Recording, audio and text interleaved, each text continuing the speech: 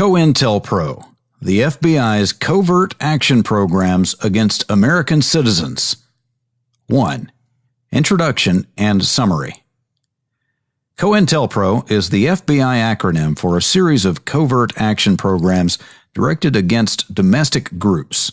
In these programs, the Bureau went beyond the collection of intelligence to secret action designed to disrupt and neutralize target groups and individuals.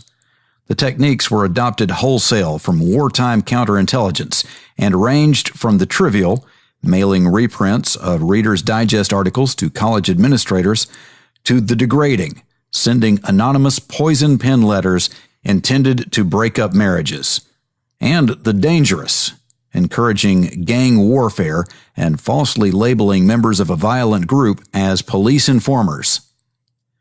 This report is based on a staff study of more than 20,000 pages of Bureau documents, depositions of many of the Bureau agents involved in the programs, and interviews of several COINTELPRO targets.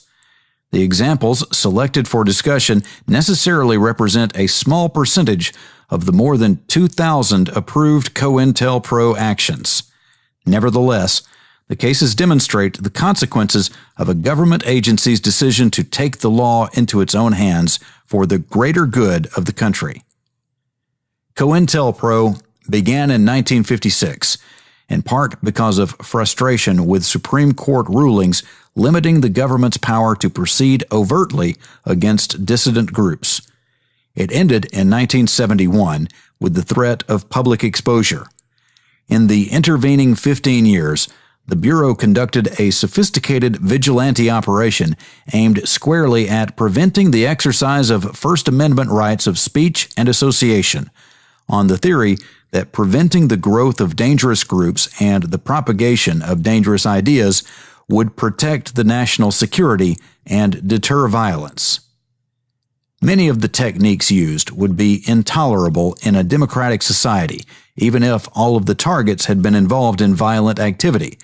But COINTELPRO went far beyond that. The unexpressed major premise of the programs was that a law enforcement agency has the duty to do whatever is necessary to combat perceived threats to the existing social and political order. A. Counterintelligence Program, a misnomer for domestic covert action. COINTELPRO is an acronym for Counterintelligence Program.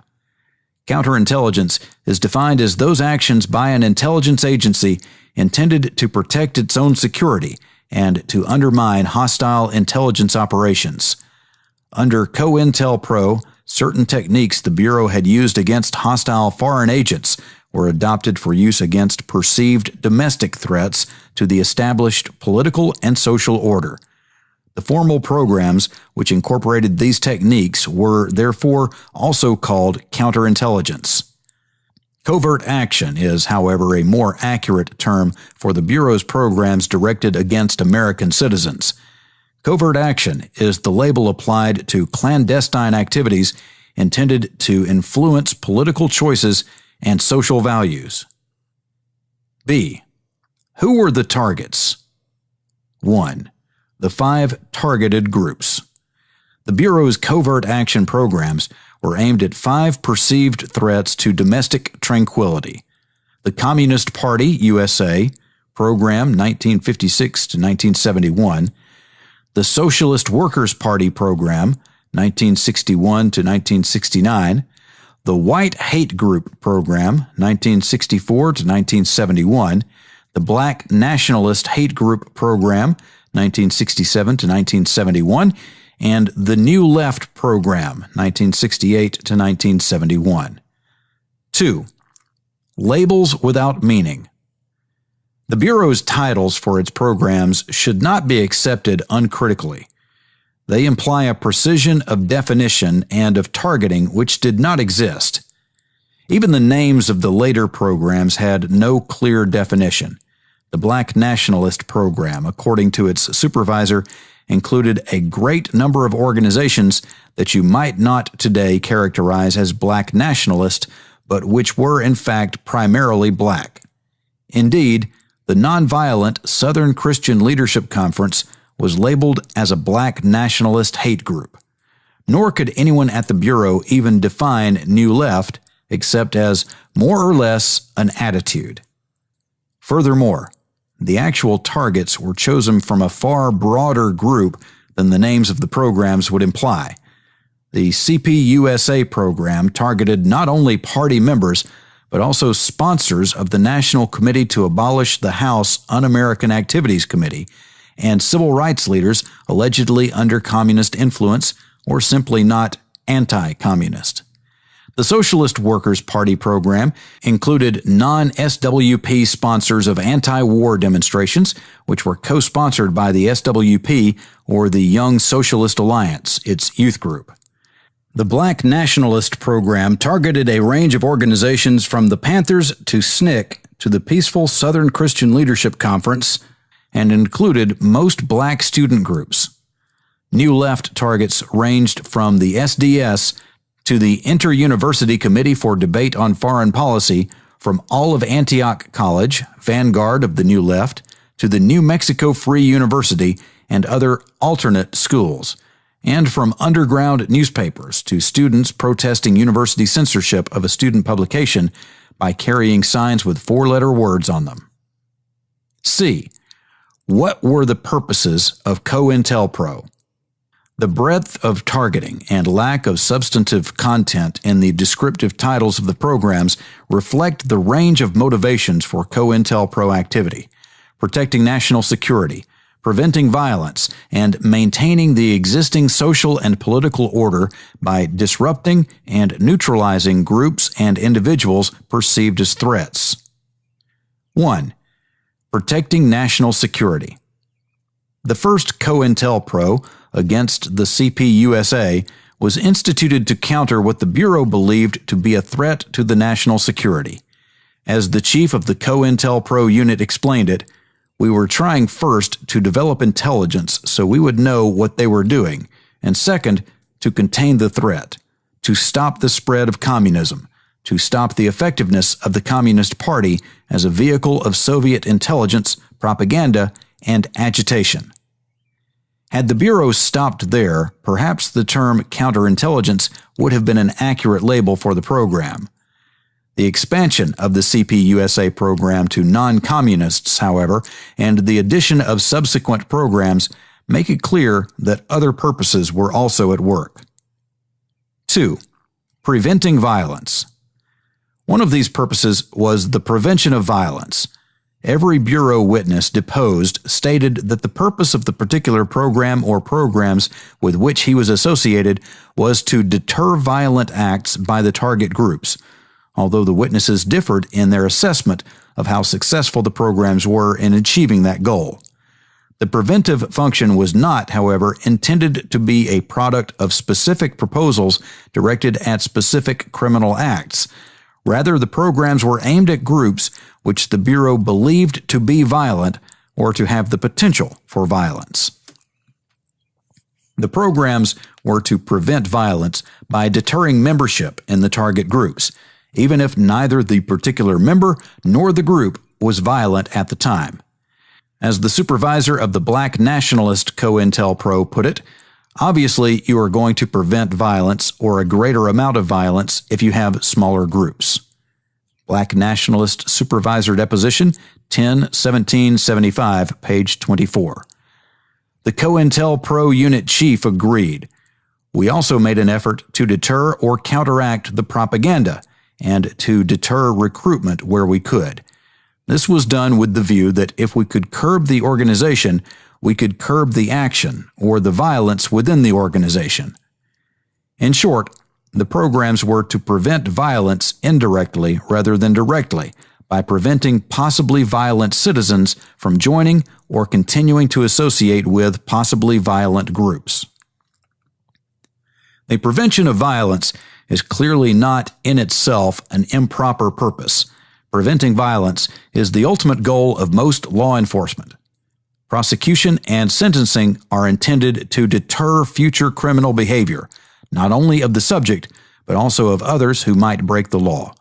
In that sense, Law enforcement legitimately attempts the indirect prevention of possible violence and, if the methods used are proper, raises no constitutional issues.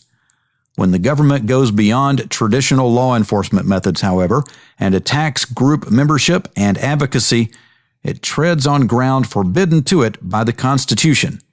In Brandenburg v. Ohio, 395 U.S. 444, 1969, the Supreme Court held that the government is not permitted to forbid or prescribe advocacy of the use of force or law violation except where such advocacy is directed toward inciting or producing imminent lawless action and is likely to incite or produce such action. In the absence of such clear and present danger, the government cannot act against speech, nor presumably against association. 3. Maintaining the existing social and political order. Protecting national security and preventing violence are the purposes advanced by the Bureau for COINTELPRO. There is another purpose for COINTELPRO which is not explicit, but which offers the only explanation for those actions which had no conceivable rational relationship to either national security or violent activity. The unexpressed major premise of much of COINTELPRO is that the Bureau has a role in maintaining the existing social order, and that its efforts should be aimed toward combating those who threaten that order. The New Left COINTELPRO presents the most striking example of this attitude. As discussed earlier, the Bureau did not define the term New Left, and the range of targets went far beyond alleged subversives or extremists. Thus, for example, 2 student participants in a free speech demonstration were targeted because they defended the use of the classic 4-letter word. Significantly, they were made COINTELPRO subjects even though the demonstration does not appear to be inspired by the New Left, because it shows obvious disregard for decency and established morality. In another case, reprints of a newspaper article entitled "Rabbi in Vietnam Says Withdrawal Not the Answer" were mailed to members of the Vietnam Day Committee to convince them of the correctness of the U.S. foreign policy in Vietnam. Still another document inveighs against the liberal press and the bleeding hearts and the forces on the left, which were taking advantage of the situation in Chicago surrounding the Democratic National Convention to attack the police and organized law enforcement agencies. Upholding decency and established morality, defending the correctness of U.S. foreign policy, and attacking those who thought the Chicago police used undue force have no apparent connection with the expressed goals of protecting national security and preventing violence. These documents, among others examined, compel the conclusion that federal law enforcement officers looked upon themselves as guardians of the status quo. The attitude should not be a surprise. The difficulty lies in the choice of weapons. D. What techniques were used? 1. The techniques of wartime. Under the COINTELPRO programs, the arsenal of techniques used against foreign espionage agents was transferred to domestic enemies. As William C. Sullivan, former assistant to the director, put it, "This is a rough, tough, dirty business, and dangerous. It was dangerous at times. No holds were barred. We have used these techniques against Soviet agents. They have used them against us. The same methods were brought home against any organization against which we were targeted. We did not differentiate. This is a rough, tough business." Mr. Sullivan's description, rough, tough, and dirty, is accurate. In the course of COINTELPRO's 15-year history, a number of individual actions may have violated specific criminal statutes. A number of individual actions involved risk of serious bodily injury or death to the targets. At least 4 assaults were reported as results. And a number of actions, while not illegal or dangerous, can only be described as abhorrent in a free society. On the other hand, many of the actions were more silly than repellent. The Bureau approved 2,370 separate counterintelligence actions. Their techniques ranged from anonymously mailing reprints of newspaper and magazine articles, sometimes Bureau-authored or planted, to group members or supporters to convince them of the error of their ways, to mailing anonymous letters to a member's spouse accusing the target of infidelity, from using informants to raise controversial issues at meetings in order to cause dissent, to the snitch jacket, falsely labeling a group member as an informant, and encouraging street warfare between violent groups, from contacting members of a legitimate group to expose the alleged subversive background of a fellow member, to contacting an employer to get a target fired, from attempting to arrange for reporters to interview targets with planted questions, to trying to stop targets from speaking at all, from notifying state and local authorities of a target's criminal law violations, to using the IRS to audit a professor, not just to collect any taxes owing, but to distract him from his political activities. 2. Techniques carrying a serious risk of physical, emotional, or economic damage. The Bureau recognized that some techniques were more likely than others to cause serious physical, emotional, or economic damage to the targets. Any proposed use of those techniques was scrutinized carefully by headquarters supervisory personnel in an attempt to balance the greater good to be achieved by the proposal against the known or risked harm to the target. If the good was sufficient, the proposal was approved. For instance, in discussing anonymous letters to spouses, the agent who supervised the New Left COINTELPRO stated, "Before recommending approval, I would want to know what you want to get out of this. Who are these people? If it's somebody, and say they did split up, what would accrue from it as far as disrupting the New Left is concerned? Say they broke up. What then?" The question would be, is it worth it? Similarly, with regard to the snitch jacket technique, falsely labeling a group member as a police informant, the chief of the Racial Intelligence Section stated, "You have to be able to make decisions, and I am sure that labeling somebody as an informant, that you'd want to make certain that it served a good purpose before you did it and not do it haphazardly. It is a serious thing. As far as I am aware, in the black extremist area, by using that technique, no one was killed. I am sure of that." Moore was asked whether the fact that no one was killed was the result of luck or planning. He answered, "Oh, it just happened that way, I am sure." It is thus clear that, as Sullivan said, no holds were barred, although some holds were weighed more carefully than others. When the willingness to use techniques which were conceitedly dangerous or harmful to the targets is combined with the range of purposes and criteria by which these targets were chosen, the result is neither within bounds nor justified in a free society. E. Legal restrictions were ignored. What happened to turn a law enforcement agency into a law violator? Why do those involved still believe their actions were not only defensible, but right? The answers to these questions are found in a combination of factors. The availability of information showing the target's vulnerability gathered through the unrestrained collection of domestic intelligence, the belief both within and without the Bureau that it could handle any problem, and frustration with the apparent inability of traditional law enforcement methods to solve the problems presented. There is no doubt that Congress and the public looked to the Bureau for protection against domestic and foreign threats.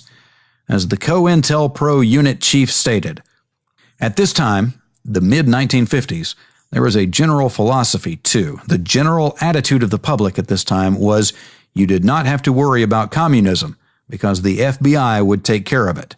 Leave it to the FBI. I hardly know an agent who would ever go to a social affair or something. If he were introduced as FBI, the comment would be, 'We feel very good because we know you are handling the threat.' We were handling the threat with what directives and statutes were available. There did not seem to be any strong interest of anybody to give us stronger or better defined statutes. Not only was no one interested in giving the Bureau better statutes, nor for that matter did the Bureau request them, but the Supreme Court drastically narrowed the scope of the statutes available. The Bureau personnel involved traced the institution of the first formal counterintelligence program to the Supreme Court reversal of the Smith Act convictions. The unit chief testified. The Supreme Court rulings had rendered the Smith Act technically unenforceable. It made it ineffective to prosecute Communist Party members, made it impossible to prosecute Communist Party members at the time. This belief in the failure of law enforcement produced the subsequent COINTELPROs as well. The unit chief continued. The other COINTEL programs were opened as the threat arose in areas of extremism and subversion, and there were not adequate statutes to proceed against the organization or to prevent their activities. Every Bureau witness deposed agreed that his particular COINTELPRO was the result of tremendous pressure on the Bureau to do something about a perceived threat, coupled with the inability of law enforcement techniques to cope with the situation, either because there were no pertinent federal statutes or because local law enforcement efforts were stymied by indifference or the refusal of those in charge to call the police. Outside pressure and law enforcement frustration do not, of course, fully explain COINTELPRO. Perhaps, after all, the best explanation was proffered by George C. Moore, the Racial Intelligence Section Chief. The FBI's counterintelligence program came up because there was a point: if you have anything in the FBI, you have an action-oriented group of people who see something happening and want to do something to take its place. F. Command and Control. 1. 1956 to 1971. While that action-oriented group of people was proceeding with 15 years of COINTELPRO activities, where were those responsible for the supervision and control of the Bureau? Part of the answer lies in the definition of covert action, clandestine activities. No one outside the Bureau was supposed to know that COINTELPRO existed. Even within the Bureau, the programs were handled on a need-to-know basis. Nevertheless, the Bureau has supplied the committee with documents which support its contention that various attorneys general, advisors to presidents, members of the House Appropriations Subcommittee, and, in 1958, the Cabinet were at least put on notice of the existence of the CPUSA and white hate COINTELPROs. The Bureau cannot support its claim that anyone outside the FBI was informed of the existence of the Socialist Workers' Party, Black Nationalist, or New Left COINTELPROs, and even those letters or briefings which referred, usually indirectly, to the CPUSA and white hate COINTELPROs failed to mention the use of techniques which risked physical, emotional, or economic damage to their targets. In any event, there is no record that any of these officials asked to know more, and none of them appears to have expressed disapproval based on the information they were given.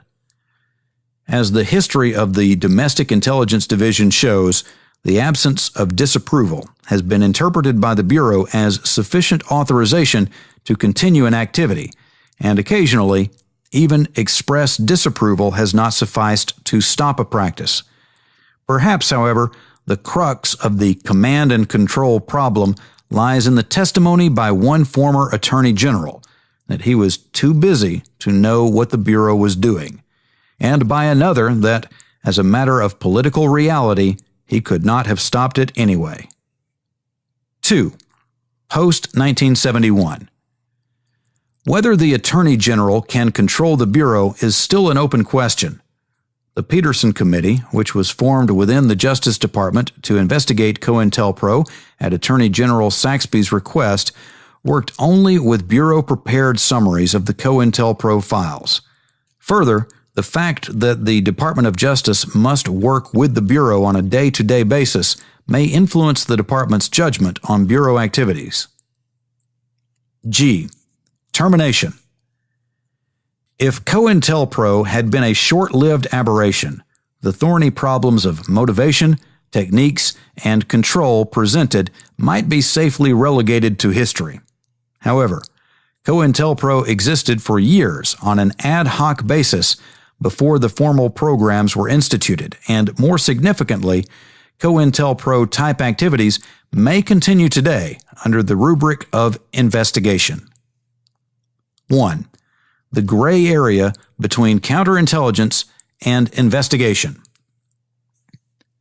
The word counterintelligence had no fixed meaning even before the programs were terminated. The Bureau witnesses agreed that there is a large gray area between counterintelligence and aggressive investigation, and that headquarters supervisors sometimes had difficulty in deciding which caption should go on certain proposals. Aggressive investigation continues and may be even more disruptive than covert action. An anonymous letter, COINTELPRO, can be ignored as the work of a crank.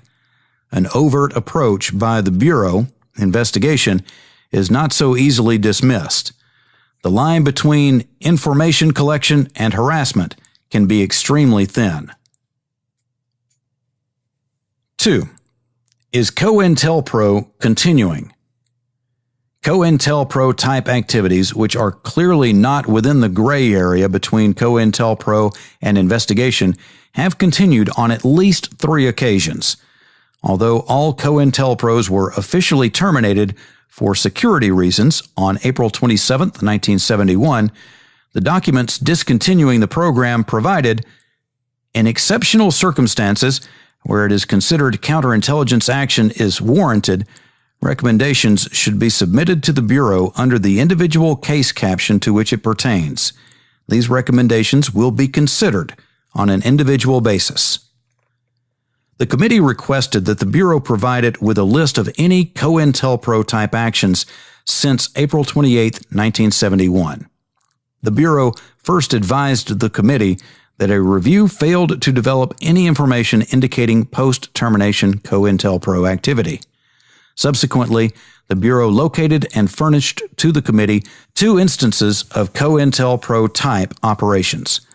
The committee has discovered a 3rd instance. 4 months after COINTELPRO was terminated, information on an attorney's political background was furnished to friendly newspaper sources under the so-called mass media program intended to discredit both the attorney and his client. The committee has not been able to determine with any greater precision the extent to which COINTELPRO may be continuing. Any proposals to initiate COINTELPRO type action would be filed under the individual case caption. The Bureau has over 500,000 case files, and each one would have to be searched. In this context, it should be noted that a Bureau search of all field office COINTELPRO files revealed the existence of 5 operations in addition to those known to the Peterson Committee. A search of all investigative files might be similarly productive. 3. The future of COINTELPRO. Attitudes within and without the Bureau demonstrate a continued belief by some that covert action against American citizens is permissible if the need for it is strong enough. When the Peterson Committee report on COINTELPRO was released, Director Kelly responded, "For the FBI to have done less under the circumstances would have been an abdication of its responsibilities to the American people." He also restated his feeling that the FBI's counterintelligence programs had an impact on the crises of the time, and therefore that they helped to bring about a favorable change in this country. In his testimony before the Select Committee, Director Kelly continued to defend COINTELPRO, albeit with some reservations. "What I said then, in 1974, and what I believe today, is that the FBI employees involved in these programs did what they felt was expected of them by the President, the Attorney General, the Congress, and the people of the United States. Our concern over whatever abuses occurred in the counterintelligence programs, and there were some substantial ones, should not obscure the underlying purpose of those programs. We must recognize that situations have occurred in the past and will arise in the future where the government may well be expected to depart from its traditional role, in the FBI's case, as an investigative and intelligence gathering agency, and take affirmative steps which are needed to meet an imminent threat to human life or property. Nor is the director alone in his belief that faced with sufficient threat, covert disruption is justified. The Department of Justice promulgated tentative guidelines for the Bureau which would have permitted the Attorney General to authorize preventive action where there is a substantial possibility that violence will occur and prosecution is impracticable. Although those guidelines have now been dropped, the principle has not been rejected.